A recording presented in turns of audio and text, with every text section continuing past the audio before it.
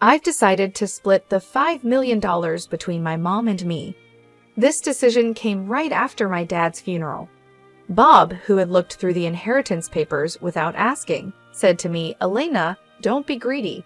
At that moment, I thought to myself, finally, I can quit my job and be thankful for the old man.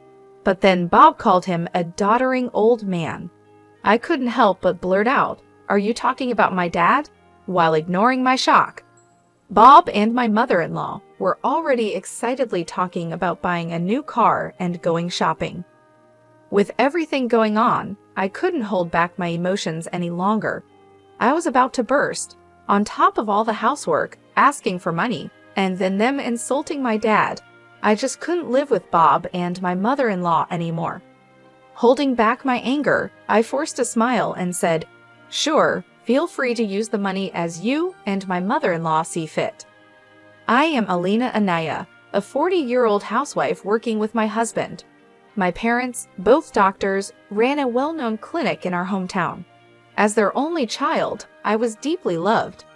After finishing Commonwealth School, I got a job at a big pharmaceutical company. Though my parents wished I had become a doctor, they supported my choice. 12 years ago, my mother died in an accident, leaving me and my father heartbroken. During that tough time, Bob, who was then my boyfriend, supported me.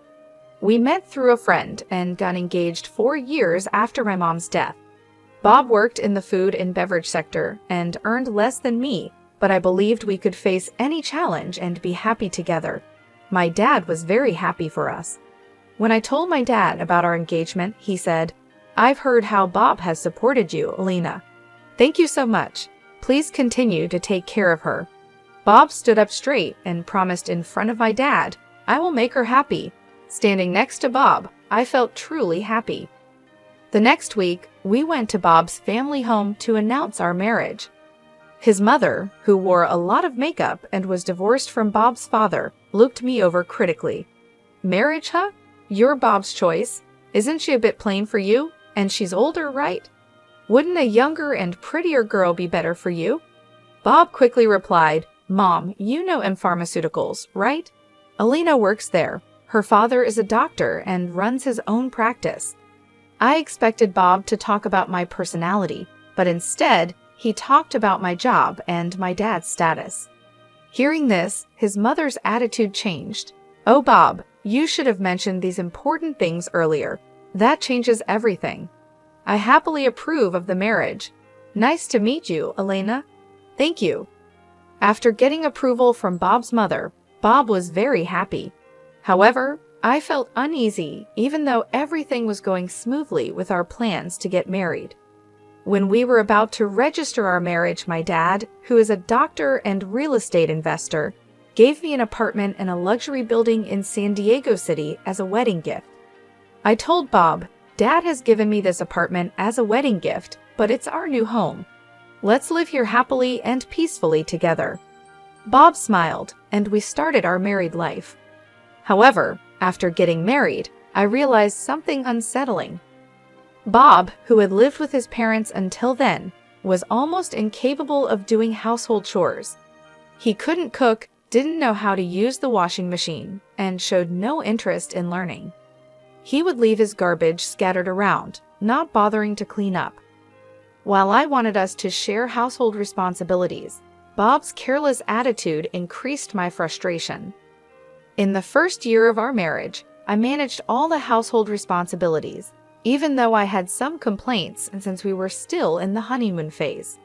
But with the exhaustion from work and the struggle to keep up with chores, I reached my limit in our second year. I decided it was time to have a serious talk with Bob about sharing household duties. I bravely shared my unhappiness with Bob, but to my disappointment, he responded without any appreciation or thought, saying, "I'm tired from work too. You're much better at chores than I am, right? It's better if you do them since I'm not good at it." Just like that, Bob hardly helped with the chores, and I continued to handle most of our household duties. But that wasn't the only issue. After marrying Bob, I found out his mother also had some strange ideas. Bob wasn't really into celebrating occasions. so I decided to send a quality scarf and some carnations to his mother for Mother's Day. Even though I picked a nice scarf from a department store, his mother called me displeased. She criticized the scarf for not being from a famous brand and said it was ridiculous to send such an unknown item. I tried to explain its quality, but she wouldn't listen, insisting she wanted something from a very famous luxury brand. Shocked, I told Bob about this when he got home, but instead of understanding, he said, "Just do as she says." Bob didn't support me, and from then on, we started giving his mother cash as she demanded. Moreover, by our 7th year of marriage, she began visiting our home frequently, always finding reasons to ask for money. Bob would always smile and give money to his mother without any complaints. Even though I had a job, Bob's income was small, making our daily life just barely manageable. Out of desperation, I had to dip into our savings to cut living expenses. Despite my frustrations, I knew Bob cherished his mother, and she had supported me during tough times. She was the mother of someone important to me, and with that thought, I endured. Now, in our 10 years of marriage, I continue to handle all the household chores and keep giving money to my mother-in-law. One day, during this routine, my father, whom I hadn't seen in a while, unexpectedly called me. The story he shared during our rare meeting was shockingly unexpected.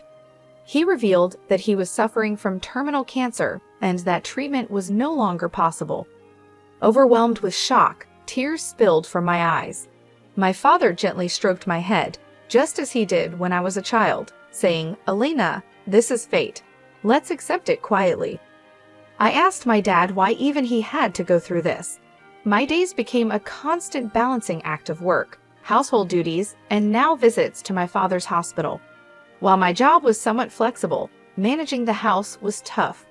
When I told Bob I would be taking care of my father, he didn't react or offer to help.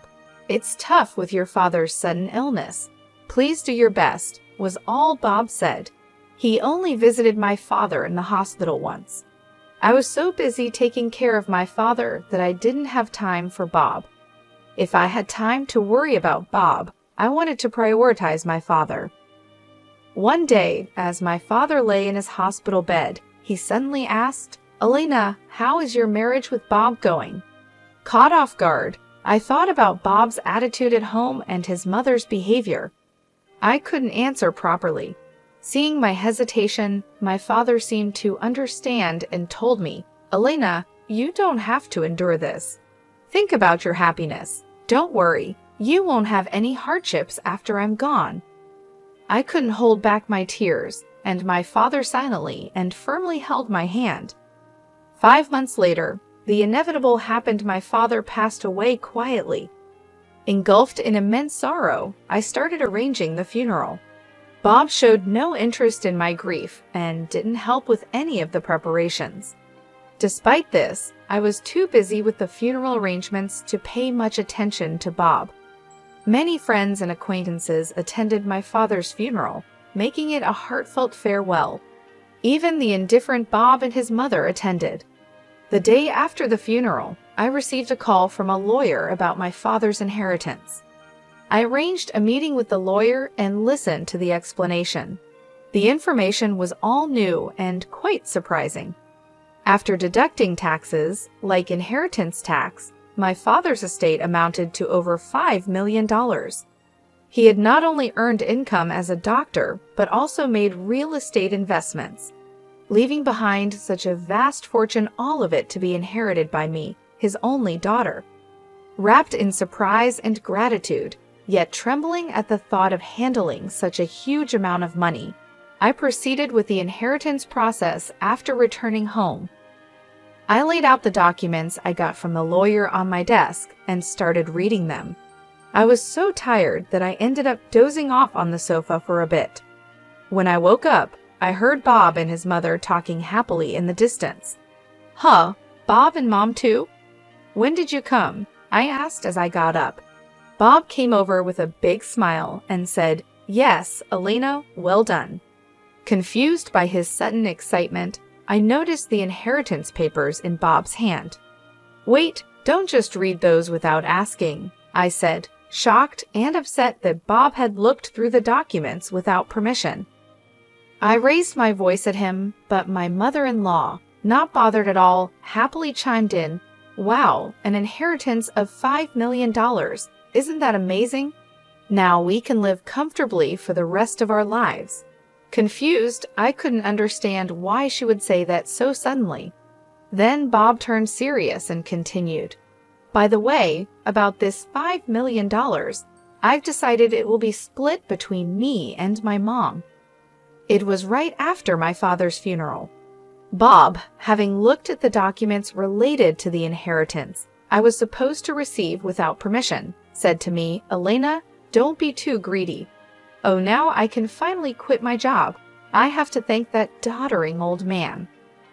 "Are you talking about my dad?" I accidentally said out loud. "Well, anyway, let's proceed with the inheritance process and get the money into our joint account as soon as possible," Bob said, ignoring my confusion. At that moment, Bob and my mother-in-law were excitedly talking about buying a new car and shopping. I couldn't hold back my emotions any longer. I was on the verge of exploding. Being burdened with household chores, asked for money, and to top it off, they insulted my father. While holding back my anger, I replied with a forced smile, "Sure, use the money, you and my mother-in-law, as you wish."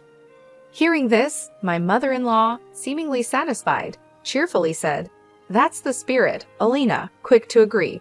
"Now make sure you work hard and earn money." "I don't want our savings to go down, so work hard," she said. I just nodded and pretended to listen to her selfish words. After that, Bob and my mother-in-law started spending money like crazy. Bob quit his job quickly, and my mother-in-law practically moved in with us, staying at our house all the time. They would leave in the morning and come back with expensive brand items. The 5-star restaurant we went to today wasn't as great as I expected. Yes, it was a bit disappointing for us, the sophisticated ones, they would say, acting like they were rich celebrities and dumping all the housework on me as if I were a maid. Bob seemed to think my father's inheritance would be available right away. He carelessly withdrew money from our joint account, and my savings of $300,000 dwindled rapidly. When I complained about their excessive spending, Bob just laughed it off, saying, "What are you talking about? Isn't $5 million coming soon? Then this kind of spending is no big deal." I warned him I had already stopped it, but Bob completely ignored me. Then, a month later, Bob and my mother-in-law suddenly left for a trip to Bermuda. I wasn't invited and was left alone at home. After seeing them off, I decided to take action. About a week later, while I was relaxing at home, I heard a loud knock on the door. Wondering what was happening, I glanced at the intercom monitor and saw Bob and my mother-in-law, both dressed in aloha shirts, standing at the front door. What do you want?" I asked calmly and coldly with anger. Bob yelled, "What are you even talking about? Why won't the door open?" Seeing Bob and my mother-in-law confused as to why the door wouldn't open, I confidently answered through the intercom, "Well, I changed the locks on the door, so of course it won't open." "What? Why?" Bob exclaimed. "Let's talk over this calmly at the nearby cafe." "Please go ahead. I'll join you shortly," I suggested. Bob and his mother, after shouting in front of the entrance, seemingly realized it was futile and soon headed to the cafe. Once I confirmed they had left, I felt a moment of relief. I went to the cafe and saw Bob and his mother already there, waiting angrily. "Hey, what's this about?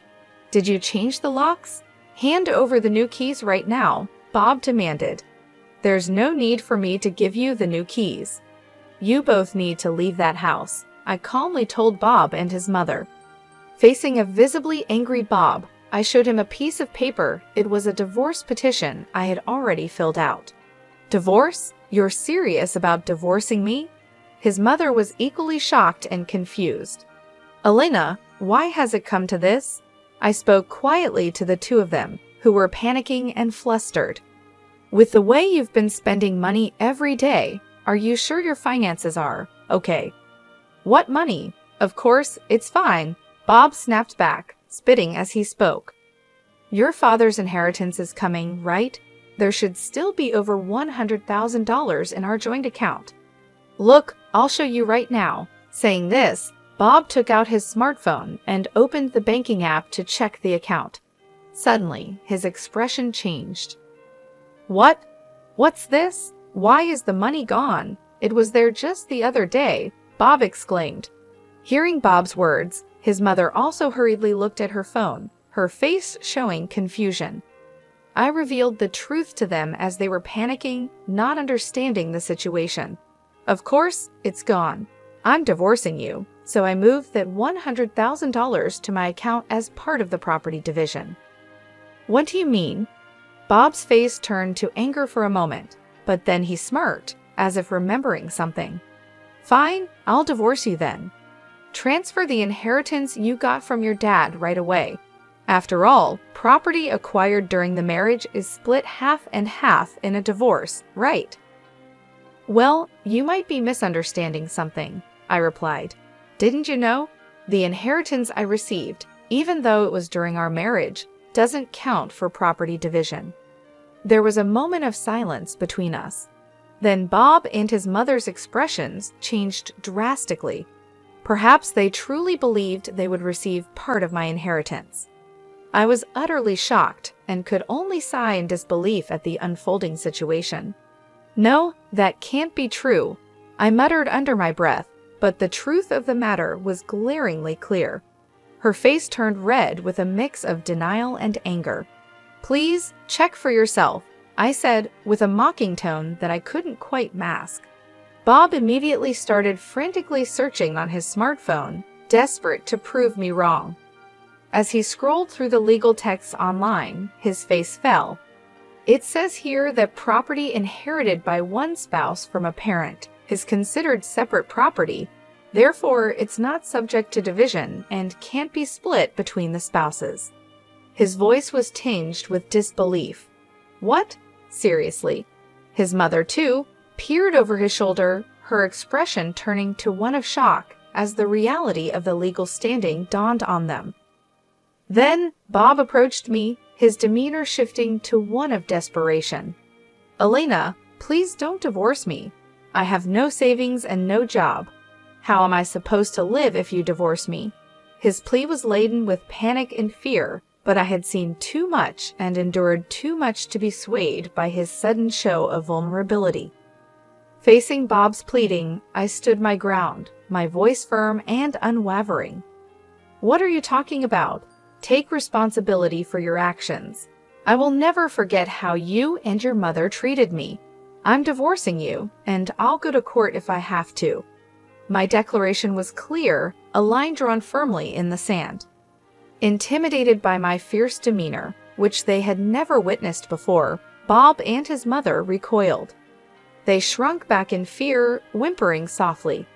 As they stood there, dejected and defeated, I knew I had finally taken a stand. The weight of my decision was heavy but necessary as I sought to reclaim my dignity and future from the ruins of a marriage that had veered so far off the path I had once envisioned. After walking out of the cafe, the divorce proceedings between Bob and I proceeded without major obstacles. The $100,000 I had shifted from our joint account was acknowledged as part of the division of our marital assets. Over time, I managed to legally compel Bob and his mother to vacate my house. This was a relief as Bob, having already squandered the money from our marital division, found himself in a precarious financial state. He was penniless and increasingly overwhelmed with a mountain of bills, stemming from lavish expenditures on their overseas trip and various other expenses charged to his credit cards. As Bob's financial troubles escalated, he sank deeper into debt. Both he and his mother were forced to take on additional loans just to keep up with their mounting bills. Eventually, they moved into a rundown apartment, a stark departure from their previous luxurious lifestyle. They now find themselves working exhaustively every day to manage their debts, a situation that has been a profound and shocking adjustment for both. Meanwhile, I took decisive steps to move forward with my life. I sold the condo that I once shared with Bob, a place full of mixed memories, and moved into the apartment that had belonged to my late father. This move was not just a change of scenery, it was a step towards reclaiming my independence and starting afresh on my own terms.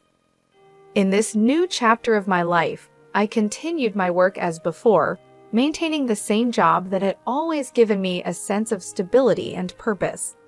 However, with the inheritance I received from my father, my financial situation became significantly more comfortable. This financial security has allowed me to live without the constant stress of monetary concerns that once plagued my marriage with Bob. Living in my father's apartment has brought a new sense of peace and continuity to my life. Every day, I wake up with a heart full of gratitude for the man who not only raised me with love, but also ensured that I would be secure after he was gone. This gratitude has inspired me to approach life with a renewed sense of purpose and determination. With the lessons learned from my troubled marriage, I am now more committed than ever to protecting my happiness and well-being. I've come to realize the importance of being surrounded by people who support and uplift me, rather than those who seek to take advantage. As I move forward, I am determined to cherish and make the most out of every moment, focusing on personal growth and happiness. As the days pass, I find myself more at ease, enjoying a life that is not just about survival, but about thriving. My days are spent peacefully, indulging in small joys, and planning for a future that I now look forward to with optimism and excitement. The stark contrast between my life now and the life I shared with Bob serves as a constant reminder of how far I've come and how much I've achieved on my own.